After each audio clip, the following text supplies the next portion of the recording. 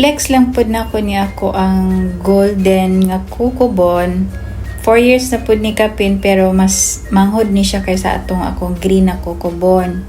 O diba, lami na siya trunk dako siya kanang sa natambok ihang trunks.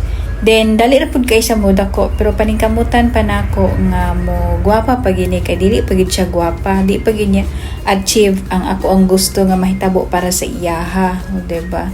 Then kini siya is 6 months pa lang po ni siya, kauban ni siya ato ang yagi nako nga vlog tong isa ka golden coco nako.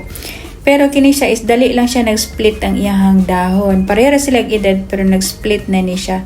Tulo ni sila ka buok nga bag-o nako nga alaga, diba?